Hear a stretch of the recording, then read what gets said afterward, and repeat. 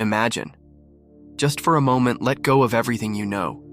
The chair you're sitting on, the device you're watching this on, the very floor beneath your feet, the sounds, the smells, the feeling of the air on your skin.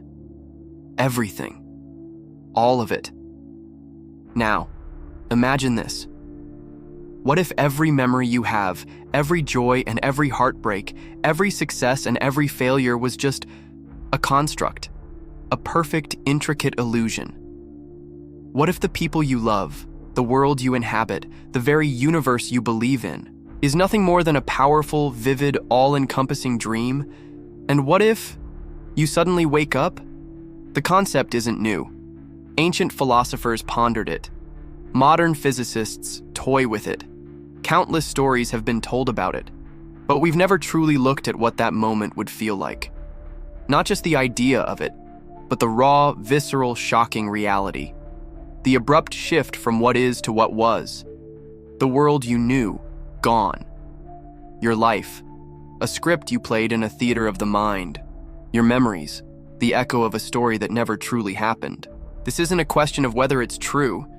It's a question of what happens if it is. What would the moment of awakening feel like? How would you process the loss of a life that felt so real? What would become of society, of science, of love itself? What is the price of an illusion, and what is the cost of reality? Today we're going to step into that moment. We're going to explore the shattering of a lifetime, the unraveling of everything we hold dear. We'll journey through the immediate chaos, the personal grief, the societal collapse, and the profound philosophical revelations that would follow. We'll look at the shocking, beautiful, and terrifying consequences of waking up from the grandest dream of all. But be warned, once you go down this rabbit hole, you might never look at your life the same way again.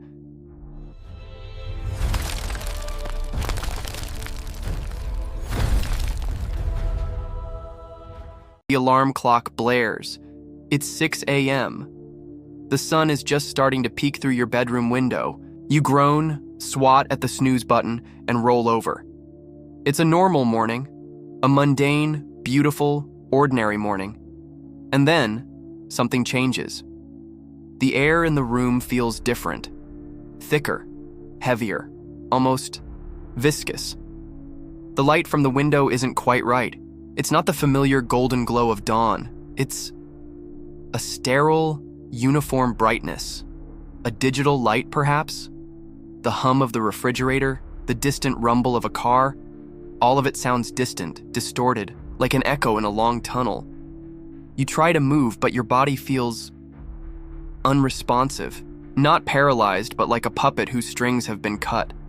The feeling in your limbs, the weight of your blankets, the sensation of your pillow, all of it is suddenly, horrifyingly gone. It's as if the neural feedback loop has been severed. You can see your hand, but you can't feel it. Panic sets in. You force your mind to reconnect, to send the signals, but there's nothing. Just a void where sensation should be.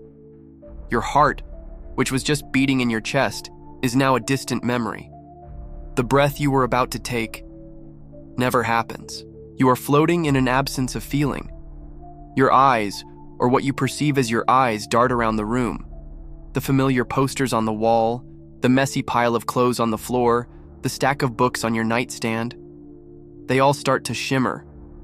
Not like a heat haze, but like a glitch in a computer program. The lines blur, the colors bleed into each other. The very texture of the objects begins to pixelate and dissolve. The walls are not walls. They are screens. The air is not air. It's a medium, a fluid, a shimmering field of data. The room, your home, the street outside, it's all a construct. A beautifully rendered, breathtakingly detailed simulation that is now beginning to fail. The silence is the most terrifying part. Not the absence of sound, but the presence of an absolute, total void where sound should be. The hums and rattles of the waking world are gone, replaced by a deep, resonant silence that vibrates not in your ears, but in the core of your being. You are alone. You are an observer. You are conscious, but without a body, without a world, without the physical laws that have defined your entire existence. The dream is over. The curtain has fallen. But the strangest part is yet to come. The immediate terror gives way to something else. A profound, bone-deep grief. You are in a place of pure consciousness, a place of thought without form. In this state, your memories are not just things you recall. They are the entirety of your being. And every single one of them is now suspect. Your mind, a fortress of recollection, becomes a house of cards. The image of your first kiss, the warmth of your mother's hug, the laughter of a friend, the sting of a past regret. They are all still there, vivid and clear, but they are no longer yours. They belong to a character you played, a protagonist in a story that wasn't real. The feeling is like waking up and realizing you have a different name, a different face, a different life. But you don't. You have no face, no name, just the raw, unedited, heartbreaking memories of a life that wasn't yours. You would try to hold on, to cling to a single memory, any memory, as proof. But the proof is gone. The physical sensation, the emotional weight, the tangible evidence, it's all been stripped away. You remember the feeling of a cold winter morning, but you can't feel it. You remember the taste of your favorite food, but you have no tongue. This is a deeper kind of loneliness than any human has ever known.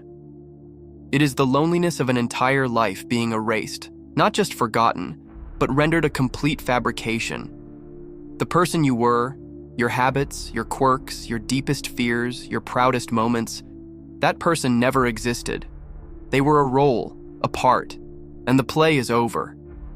But in the midst of this overwhelming grief, a new kind of consciousness begins to emerge. An awareness of the self not as a person, but as a being, a soul, a kernel of pure existence that was merely inhabiting a dream. It's an empty, hollow feeling, but it is also a beginning. The person is gone, but the essence remains. You are a ghost, not haunting a house, but haunting a life. A life you lived, a love you felt, a world you believed in. All a beautiful, intricate lie. But the strangest part is yet to come. As you, the individual, are grappling with this personal, existential crisis, what happens to the collective?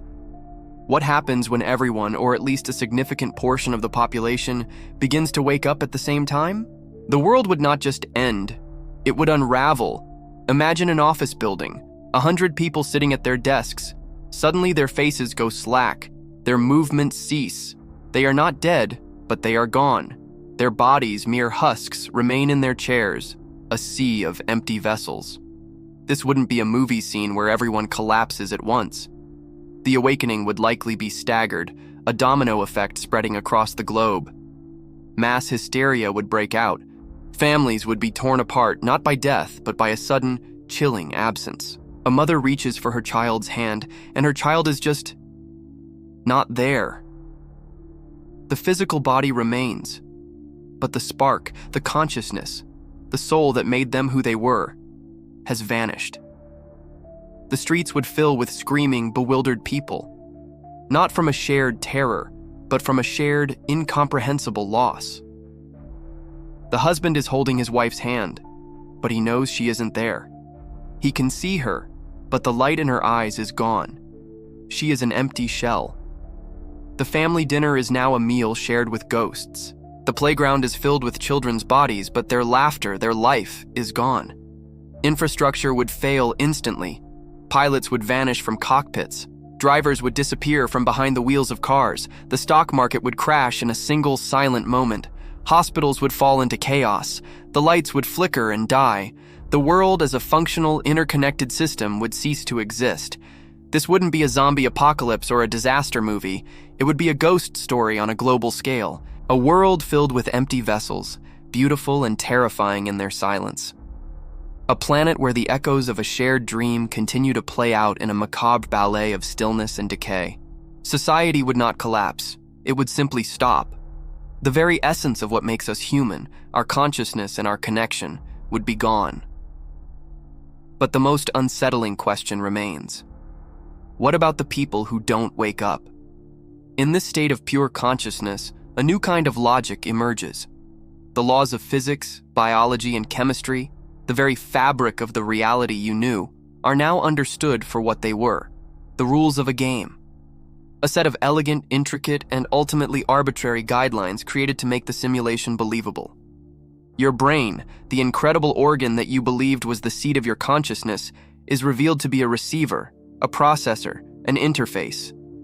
It was a tool, a biological computer designed to translate the sensory inputs of the dream world into the rich, subjective experience you lived. The mind was the software. The brain was the hardware. And now, the software has been disconnected. But the question is, why? Why this elaborate simulation? What was its purpose? Could it have been a form of therapy? A kind of grand cosmic rehabilitation? Perhaps the true reality is so stark, so terrifying, so full of unimaginable pain and loneliness that we are placed into this beautiful, flawed simulation to heal. The love, the joy, the struggle, the pain, all of it designed to create a meaningful experience that we could carry back with us. Or perhaps it was an incubator, a grand experiment to see if consciousness, placed in a physical reality with a linear timeline and tangible consequences, could evolve. The dream was a kind of school, a training ground for a higher, more complex reality. Every decision, every moral choice, every act of kindness or cruelty, all of it was data, a record of our spiritual and ethical evolution. This new logical framework shatters the very foundations of scientific inquiry. All the grand theories, all the decades of research, all the telescopes and microscopes, all the knowledge gathered and stored in books and databases, it was all just the study of a beautifully crafted illusion. It's like trying to understand the inner workings of a video game by only studying the pixels on the screen. The very concepts of cause and effect, of a universe governed by unbreakable laws, are revealed as part of the simulation's code. The Big Bang, evolution, gravity, quantum mechanics, they are not fundamental truths. They are the elegant, sophisticated rules of the game. And now, the game is over. But the strangest part is yet to come. With science and logic revealed as a mere set of rules, the search for meaning would shift from the external to the internal. The question would no longer be, what is the universe? But rather, what am I? The core of every major human philosophy is built on the foundation of our shared reality. The search for purpose, the nature of good and evil, the meaning of life and death. But if life was just a dream, then what was the point of it all? For some, the revelation would bring a profound sense of nihilism.